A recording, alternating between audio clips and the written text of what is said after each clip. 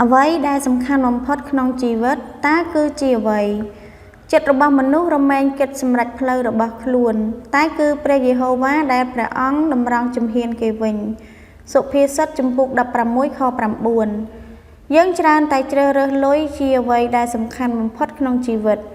អ្នកខ្លះទៀតយល់ថាកត្តាគ្រួសារពេលកើតមកគឺសំខាន់ណាស់វាមិនខុសទេបើគ្មានលុយទេការរស់នៅគឺពិបាកហើយអ្នកដែលកើតក្នុងគ្រួសារអ្នកមានឱកាសជោគជ័យខ្ពស់ជាងអ្នកដែលកើតក្នុងគ្រួសារក្រីក្រប៉ុន្តែមនុស្សជោគជ័យក្នុងសង្គមភាគច្រើនតែងតែនិយាយថាអ្វីដែលសំខាន់គឺសំណាងពួកគេសារភាពដូចគ្នាថាពួកគេជោគជ័យដោយសារសំណាងល្អមនុស្សជាច្រើនមានទំនោរមើលងាយសំណាងប៉ុន្តែមនុស្សជោគជ័យជ្រើសរើសសំណាងជាកត្តាសំខាន់បំផុតគ្រប់គ្នាខំប្រឹងប្រែងដើម្បីជោគជ័យក្នុងពិភពលោកនេះប៉ុន្តែជីវិតយើងមិនមែនឲ្យតែខំប្រឹងគឺច្បាស់ជាបានជោគជ័យដែលអ្នកដទៃច្រណែននោះទេផ្ទុយទៅវិញ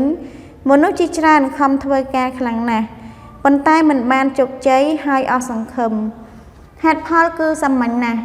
ពិភពលោកនិយាយថាគ្មានសំណាងហើយគ្រីស្ទបរិស័ទនិយាយថាគ្មានការដឹកនាំរបស់ព្រះជាម្ចាស់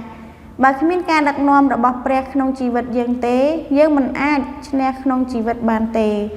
ទោះបីយើងខំប្រឹងក៏មិនអាចបង្កើតផ្លែផ្កានៃការខំប្រឹងប្រែងនោះបានដែរតើអ្នកចង់ប្រគល់ជំហានរបស់អ្នកទៅក្នុងព្រះហស្ថព្រះអង្គនៅថ្ងៃនេះទេ